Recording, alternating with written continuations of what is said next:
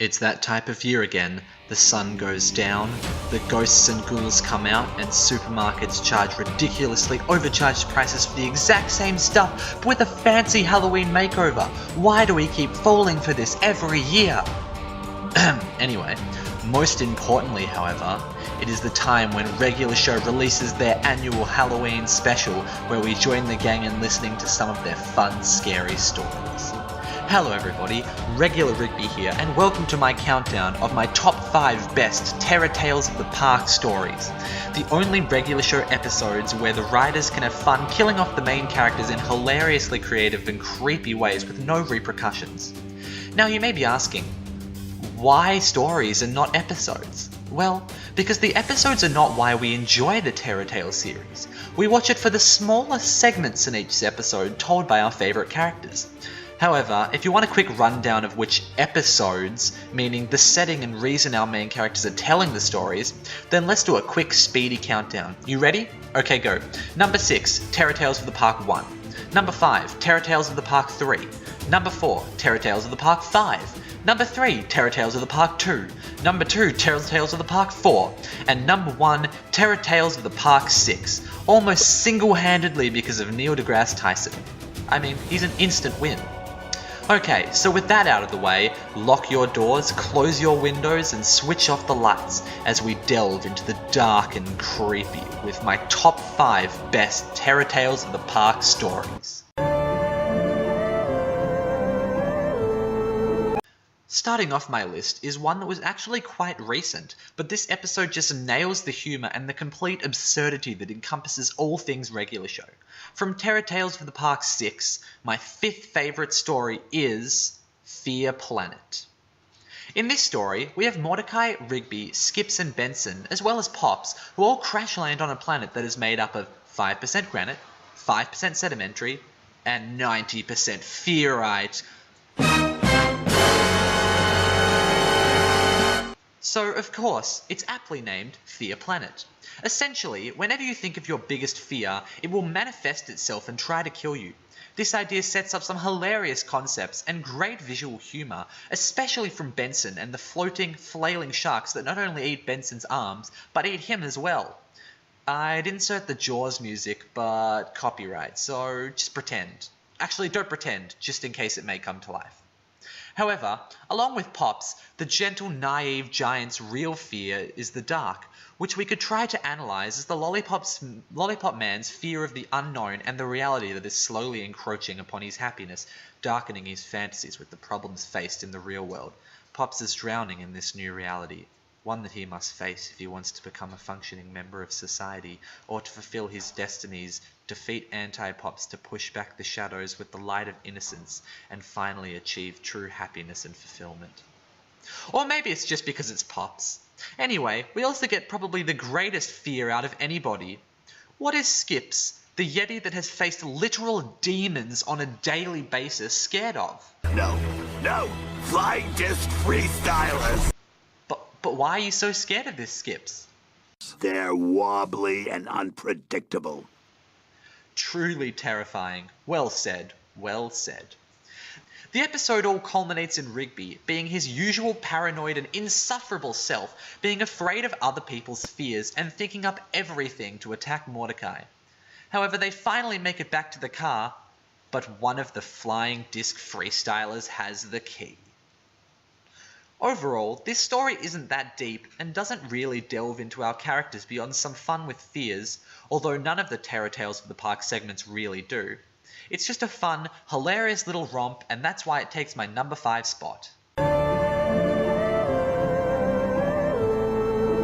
Hey, just quickly, this whole time for this thing, I've accidentally been calling it The Fog. After editing and doing it all, I realized that the little segment's actually called The Hole. But for all intents and purposes, just pretend every time I say the fog, I mean the hole. Anyway, enjoy the next segment. Based loosely off The Lottery by Shirley Jackson, this next entry answers the question of, what if the park employees were trapped inside the park by a mist and the only way to survive is to sacrifice one of them to the hole in the ground? Stupid? Maybe, but it makes for a great tale and number 4 on my list. The Fog is one of my favourites because of the satirical spin that regular show puts on the form of horror literature that has long since become a cliche. After Jackson's story, the idea of a small village town performing a ritual just because it's always been that way has now been done to death. One of the most famous iterations of this being The Village by M. Night Shyamalan. Like it or hate it, it's got a good premise. Thanks, Shirley. They always end the same way, however. There actually wasn't danger in the first place, but was either a construct of the times, misguided fear, people acting like sheep because they don't know any better and blindly follow the norm and tradition no matter how little sense it makes, or some elderly power trying to control the people through means of fear to, as the excuse always is, keep them safe. I guess you could say the fog represented our fear of the outside world. I think Benson sums up the ending perfectly when he says that the fog wasn't actually going to kill them, but instead... We were able to leave the park and nothing bad happened. Turns out the fog was all in our minds. It was really more of a psychological, existential kind of fog. This is one of the most philosophical regular show has ever gotten, and it makes it all the funnier when you realise that the solution to the killer fog was to just shove Pops down a hole since his head is so big that he choked the monster to death. Is it sad that my favourite part about this tale, however, is the fact that they're all wearing planets in our solar system and Rigby got stuck with the worst one just because it was the only one that would fit him? I hate dressing like this. That's only because you chose Uranus. It was the only one that fit. I don't know. Just bonus points for a little bit of humour in an otherwise perfectly satirical and kind of creepy story. When you can make Benson and the actual park employees the scary parts, that's when you know you've done a good job. Definitely worth a rewatch. It's one of those rare times that regular show actually makes me look inside myself and critique my deeply ingrained personality. What would I do in this situation? Would I kill Pops if it meant that I could survive? Would I try to go against the group and brave the fog? And, most importantly, which planet would I choose for my costume? Hey, Margaret's gonna tell a story. What do you get when you cross a strange premise, a spooky-themed special, and a relatively loved side character? You get a story that's killer. Yes, my third favourite story is none other than Miss Margaret's comedy tale of the party bus that kills you. Which, incidentally, is the punchline for an incredibly horrible pun, but I still loved it despite it all. Now, the real reason that this is so high on my list is just because of the premise. The main plot is that Rigby, Mordecai, Eileen and Margaret need to get to a Halloween party, but they can't use the carts. Introducing the party bus. Conveniently, might Eileen add, and they all have a good time. The trick, though, is that the bus moves forward, and the people inside age at an increased rate until they turn to dust and die. Our heroes manage to reverse the bus and save themselves, but instead they begin to age backwards now. So, in the climax, we see them as smaller infant forms climb to the roof and jump off the top to escape, but unfortunately they were too late and they just dissipate into thin air. It isn't the most thought-provoking, funny, or scary story, but I just love the dynamic between the four characters and the incredibly simple concept which leads to some interesting ideas and overall just was well executed. And the bus driver transitioning into Margaret's maniacal laugh is just bone-chilling. Give it a rewatch, it's worth a good laugh on a spooky night.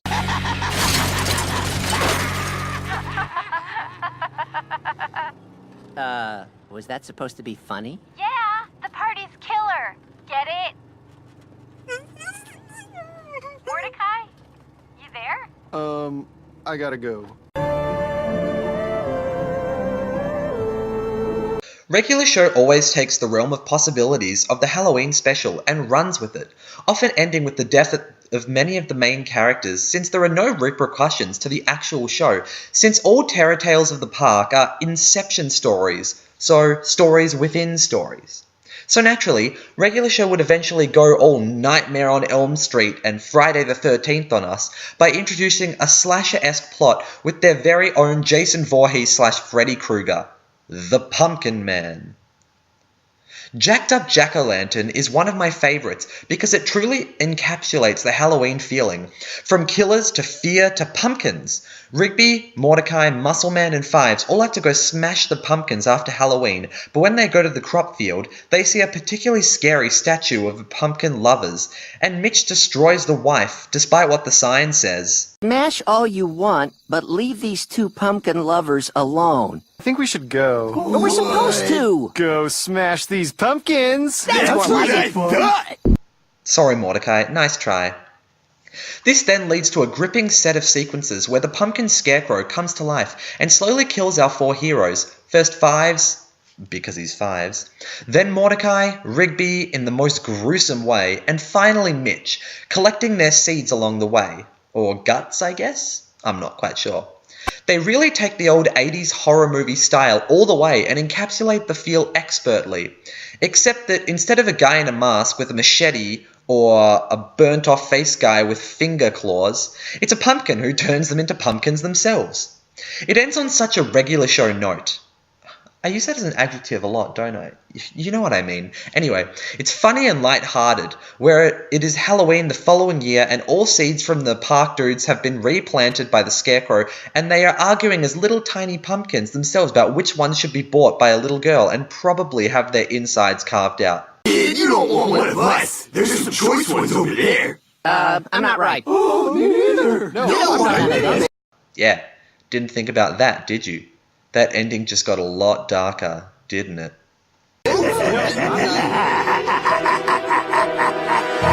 Now, before my number one, I'd just like to do a few honourable mentions. Firstly, Triple Threat for being a fun little satire on the three movie genres that they get stuck in: the Japanese horror, the werewolf, and the black and white not scary at all movie.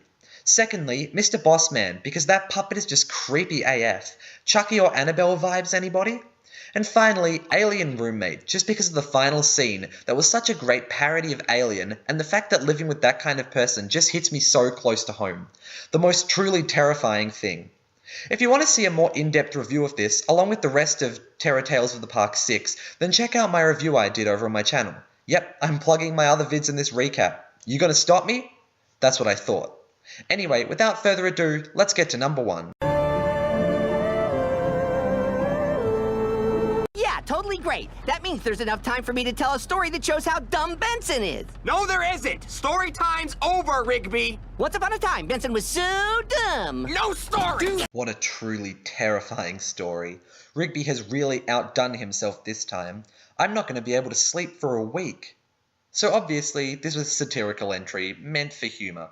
But my real favourite is a story from the first Terror Tales of the Park. It has a perfect mix of the Halloween spirit, a scary premise, all of our favourite characters dying, and a funny ending. So if you haven't guessed it already, it's House. House truly is the quintessential Halloween special, as it accomplishes the three essential qualities that any perfect Terror Tales of the Park segment needs. What are these three steps though? Well, let Dr. Rigby explain. Step 1. Capturing the Halloween spirit. This, just like Jacked Up Jack-O-Lantern and its pumpkin-themed, captures is beautifully done in the opening scene with Mordecai and Rigby trick-or-treating. Bonus points for Mordecai's costume. It's so good and the interaction between him and the girl was so perfect. It has the two guys acting their stupid selves and is definitely in theme with the holiday season. Gave me a chuckle or two. Just watch this. What do we say? Trick or treat, trick or treat, trick or treat, trick or treat. Hey, wait a second. Are those even kids in those costumes? Step 2. The fear.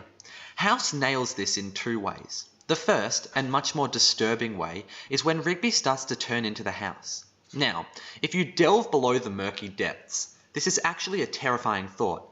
Imagine the gut-wrenching horrific pain of slowly having your body converted into a house and the mental scarring that would come with it as your bodily organs turn into sofas and fridges. Does that mean blood's electricity? I don't want to think about it. Now, regular show is for kids, so they couldn't do that, but the thought is scary enough. But they had to keep that G rating. However, the main fear comes when the wizard, who turned Rigby into a house because the raccoon egged his own house, decides to get his revenge. As Mordecai gets knocked out, we see the wizard, in incredibly creative ways might I add, dispose of Mitch, Fives, Benson, Skips and Pops, leaving just Mordecai and Rigby left. There is a touching moment where we see Mordecai's dedication to his friend, where, instead of his survival instincts taking over and Mordecai running for safety, he tries to stand up to the unstoppable wizard to save Rigby and, well, it doesn't quite work out.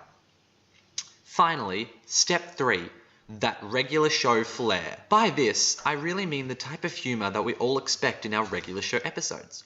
There is humour sprinkled throughout, yes, but it's mainly at the start when the guys are trick-or-treating and at the end. Specifically, the wizard's ultimate plan. He did all this, killed all of Rigby's friends and turned him into a house, just so he could egg Rigby.